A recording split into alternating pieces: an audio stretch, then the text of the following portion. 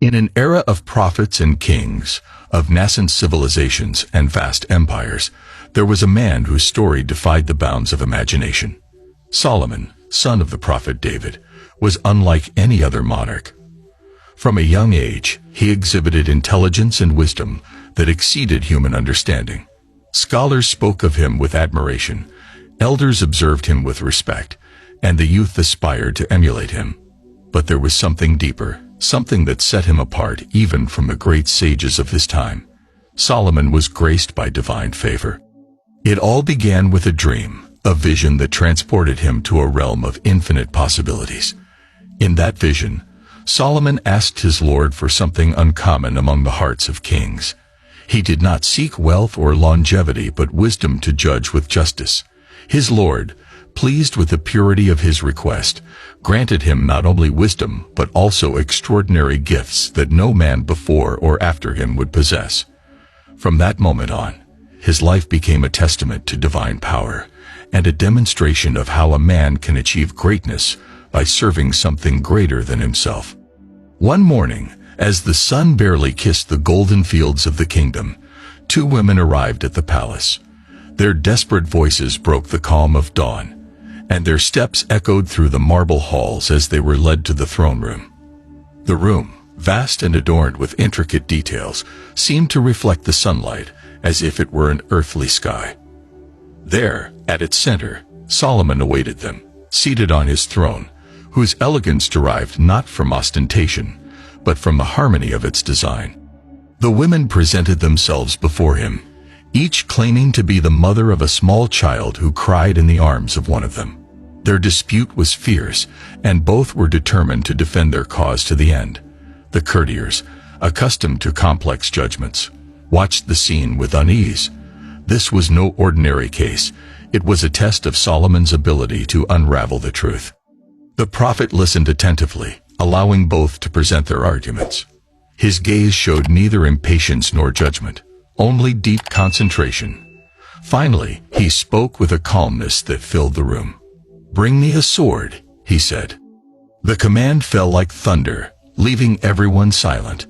A guard stepped forward with a gleaming sword, and Solomon, with a firm voice, declared, "Divide the child in two, and give one half to each of them." The harshness of his words caused a murmur of horror to ripple through the room, but Solomon remained motionless. One of the women coldly nodded. "So be it. If I cannot have him, neither shall she." But the other woman, tears streaming down her face, fell to her knees. "No," she pleaded. "Let her keep him, but do not harm him. Let him live." Solomon raised a hand to stop the guard, and turned his gaze to the woman who had pleaded for the child's life. "You are his mother," he said, with a smile that lit up the room. "For only a true mother would sacrifice her happiness for the life of her child." Solomon's judgment not only resolved the dispute but left an indelible mark on the hearts of all present. It was more than an act of justice. It was a reminder that truth always prevails when sought with sincerity and wisdom. Over time, Solomon's gifts became more evident. He was not only a just judge, but also a man capable of communicating with the creatures of the world. One day, as he walked through a valley, he heard the murmur of ants. Upon seeing the approaching army, they hastened to take shelter, warning one another of the impending danger. Solomon, understanding their language, stopped and ordered his men not to proceed.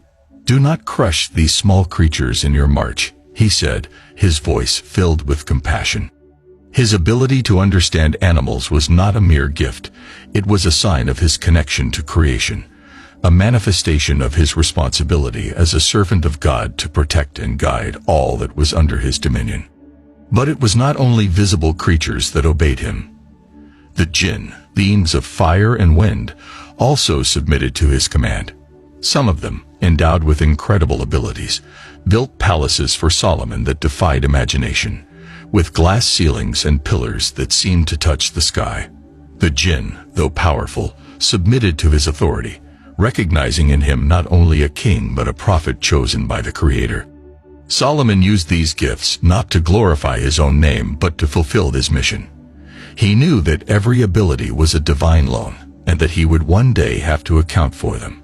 His humility, despite his immense power, was one of his greatest virtues. When the Queen of Sheba received Solomon's invitation, it was not the message itself that intrigued her, but the tone of respect and wisdom that emanated from every word. She had heard rumors about the king who commanded the winds and spoke with animals, but what fascinated her most was his devotion to a single God. She decided to undertake the journey, bringing with her a retinue laden with riches, not to display her power, but to test the wisdom of the man everyone spoke of. Upon arriving in Solomon's kingdom, she was amazed to see his throne, which a jinn had transported from her land in an instant. But what truly impressed her was the clarity and depth with which Solomon spoke of truth and justice. There was no arrogance in him, only a genuine desire to share the message of unity and devotion to the Creator. The Queen of Sheba, deeply moved, recognized Solomon's greatness not only as a ruler but as a servant of a higher power. In their exchange, there was no submission or conquest, only a dialogue that revealed the beauty of truth and divine wisdom. Solomon observed the Queen of Sheba with a serenity that radiated confidence and respect. It was a unique moment where two monarchs, both powerful and wise, met face to face, not to compete but to learn from one another. The Queen, known for her intelligence, had arrived with carefully crafted questions, aiming to test whether the king was as wise as the rumors claimed. Yet from the first moment, something about Solomon's presence made her doubt her approach. He was not a man seeking to prove superiority. His wisdom flowed from a purer source, a connection with the divine that she could not ignore. For days, the Queen of Sheba posed her questions, some philosophical, others practical, and even some that bordered on the impossible. If a river runs between two mountains and no one can cross it, how could someone obtain its water? Solomon, with a calm smile, replied, "Send a bird with an empty beak. It will return with enough water to quench the thirst." The answer, though simple, carried a deeper lesson. Even the greatest challenges can be overcome with ingenuity and patience. The queen was fascinated by Solomon's responses, but what surprised her most was not his intellectual capacity but his character. Despite his extraordinary gifts, he was humble, always giving credit to his Lord. "Everything you see here, all my wisdom and my kingdom, are but manifestations of the mercy of my Creator," he would say. And the queen, with each passing day, found herself closer to accepting the truth Solomon offered: the worship of a single God, the source of all wisdom and power. When the time came for her to depart, the Queen of Sheba was no longer the same. In her heart, she carried the seed of a new understanding, one that would forever change her worldview. "Your wisdom is a reflection of the power of your God," she said before leaving. And with those words, she acknowledged not only Solomon's greatness, but the truth of divine unity. As the years passed, Solomon's gifts continued to manifest in ways that amazed his people. There were days when the wind carried him across vast deserts, as if nature itself were at the service of his mission. At other times, the jinn constructed structures that seemed to defy the laws of physics, like the magnificent palace with a crystal floor so clear that visitors mistook it for water. Each marvel was a lesson, a reminder that power and ability were not ends in themselves but tools to serve God and humanity.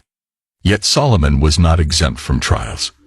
Despite his immense power, the prophet understood that everything he had was temporary, a loan from his Lord.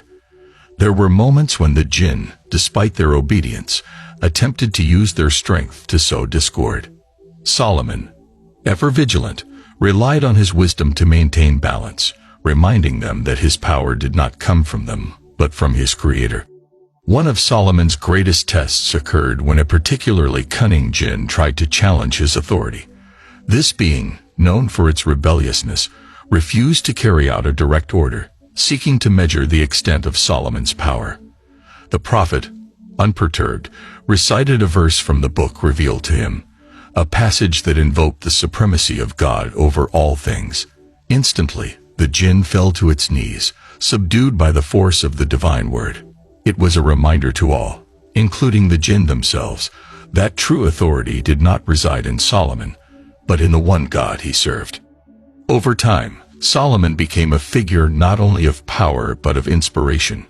Stories of his justice spread beyond the borders of his kingdom, reaching distant lands where people regarded him as a living legend. But for Solomon, fame was never the goal. His purpose was clear: to guide his people toward the truth, to show them that greatness is not measured in wealth or material achievements, but in the ability to live according to divine principles. One evening, as he rested on his throne, gazing at the horizon, Solomon reflected on the fragility of human existence. Despite all he had achieved, he knew his time in this world was limited. He recalled the words of his father, the prophet David, who had always taught him to remain humble in the eyes of God. Solomon understood that his mission was not to accumulate earthly glory but to prepare his people for a greater purpose, to recognize and serve the one true God. When the time of his departure came, it was as discreet as his life had been extraordinary. It is said that Solomon, aware that his time was near, leaned on his staff and prayed in silence. He remained there, firm and dignified, even in his final breath. The jinn, who continued working on his projects, did not realize his passing until an insect, a mere worm, began to gnaw at the staff, causing his body to fall. It was a powerful reminder of the mortality of even the greatest, and a lesson for all. No man, no matter how wise or powerful, can escape the call of his Lord. The story of Solomon lives on, not merely as a tale of greatness, but as an example of how gifts, when used with justice and humility, can transform the world. His words, his actions, and his faith continue to inspire generations, reminding us that true power lies not in what we possess, but in how we use it to serve a higher purpose. What does the life of Solomon teach us? What would we do if we had his wisdom, his power, his gifts? Would we be just, humble, and grateful as he was? Or, in our humanity, would we forget where these gifts come from and the purpose for which they were given? The story of the prophet is not just a tale of the past, but a mirror in which we can all see ourselves, searching for answers to our own questions about justice, faith, and purpose.